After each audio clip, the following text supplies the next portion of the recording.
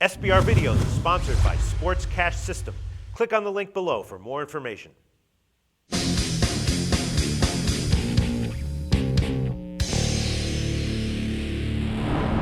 We are previewing Week 2 in the NFL here at SBRForum Videos. I'm Peter Loshak, and we are talking right now with Scott Kellen from 6centsports.com. We're going to talk about the huge San Francisco at Seattle game. Scott, thanks for being back with us. Hey, no problem. Thanks for having me again, Peter. All right. Now, as I said last week, Scott, I just love, win or lose, I just love hearing you talk about football. I could just listen to you for 10 minutes, a game, regardless of whether your picks win or lose. Last week, though, we discussed two games to you, two games with tough lines, two winners, 2-0. Thanks so much for your winners last week, Scott. Hey, glad to be on there. It sounds like almost like it's a sexual fantasy for you or something. Yeah. I don't know. Well, it's very, very fulfilling, I have to say. I listened to it. I'm like, yes, that's a great angle. It's really balanced and everything. All right, before we get into San Francisco at Seattle, biggest game of the week, maybe biggest game of the first half of the year. Tell us a little bit about 6centsports.com. Yeah, 6centsports.com. They can go out there. The listeners can go out there and it's all transparent, so they can see my record going all the way back to 2002. 9 out of 11 winning seasons. So we've been very successful in the NFL and got up to a great start last week, going 3-1. And I wish I would have played more games because more of the other games that I left off, actually ended up winning too. But great start. They can go out there and get full season packages or half season packages. And like I said, it's completely transparent. A, they can see my record for the last 11 years. And B, 5 minutes to 30 minutes after the games kick off, they can see what games I've taken, so they know well in advance what the plays are once they've kicked off as well. So I encourage them to go out there and take a look. And if they like what they see, shoot me an email, and we'd be happy to sign them up. All right, so here it is. San Francisco at Seattle, biggest game of the week by far. Standard line, Seattle -3. San Francisco's is juiced down a little bit. Now, I'm a little bit surprised you took this game. I'm assuming that your pick here is going to be on the total. I'll be very surprised if you have a pick on the side. I personally, 44, I'm loving the over here. Although I'm surprised it opened at about 45.5, has gotten bet down since. Not exactly sure why that is, but I think that both these offenses are going to be productive. I love the over here. Is that what you like? No, I'm going to surprise you. I'm going to be on the side here, actually. Wow, okay. I could certainly see this game being very high scoring, obviously. And last year, Seattle did most of the scoring, of course. I think they totaled 55 points. But right. I like San Francisco in this matchup for a couple of reasons. Number one, obviously, they got blown out here last year, but it's not like Seattle's 29 points better or whatever the difference was last year. Wrong time, wrong place for San Francisco last year. I think they'll be much better prepared. Just like Green Bay got blown out at San Francisco last year in the playoff, they were much better prepared this last week. There's a couple things that I really like about San Francisco here. Number one, they play a great rushing situation of mine. That's 193, 105, and 14, going back to 1983. So they qualify in a good situation. I think there's decent value here.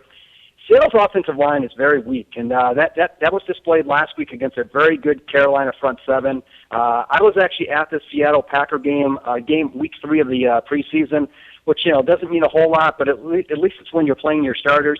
And the Packers, obviously, they pulled Rodgers after the first drive, but they kept their defense in there for a little while, and they sacked Wilson a lot in that game. Their offensive line for Seattle is not that good. Right. This team is obviously much different, at home. I mean, they're magical at home, and I get all that. But I think San Francisco's defense can really play and bottle up Seattle's running game. Wilson can throw the ball, and obviously, the Packers threw on San Francisco last week, and I think Wilson will be able to throw the ball at him.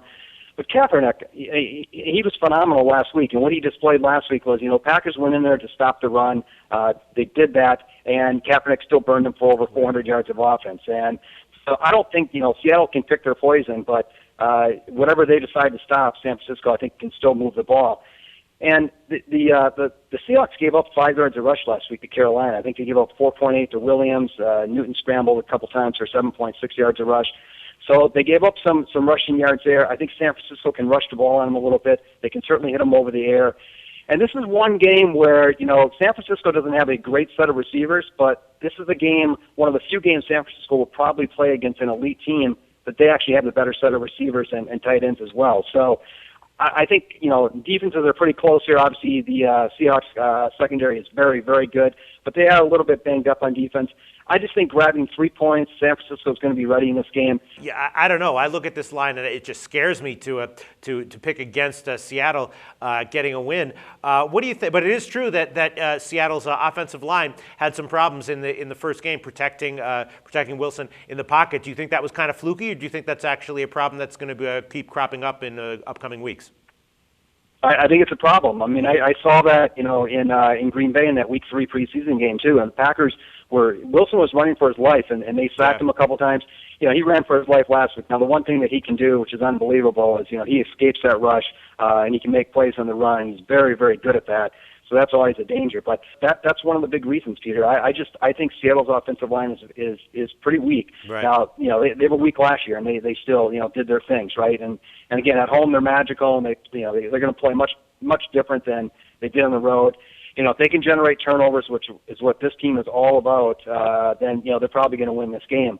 But what I saw from Kaepernick last week, I mean, you want to stop the run, they're going to hit you over there. You want to stop the pass, they're going to be able to run the ball down your throat as well. So I just think they're a little bit better balanced. And if there's a weakness between two of these teams, I think it's Seattle's offensive line. And again, the 49ers secondary isn't great, but I think their secondary is better than Seattle's weakness on their offensive line. All right. Well, I trust you implicitly, Scott Kellen. San Francisco +3 is your pick. Do you have anything to say about anyone who's agreeing with me that the over might be a play worth pounding? Yeah. I mean, I don't know that I'm playing. I guess I haven't looked that deep at it yet, but yeah, I think so. I mean, you've got a total that's basically average for an NFL game, and you got teams that can hit over the top. I mean, they're explosive teams, especially with the quarterbacks that are playing for them. And again, last year they scored 55 points. It would not surprise me to see this end up being a high-scoring game again. And Seattle's going to put points up at home. We know that, and I think the 49ers can match that. So I would look over to, I guess I haven't made a decision on it yet, but I would lean towards the over as well. Okay, and the weather report indicates that should be decent weather for the game as well. All right, Scott Kellen likes us San Francisco +3 in this huge game. Thanks so much, Scott. Talk to you again next week.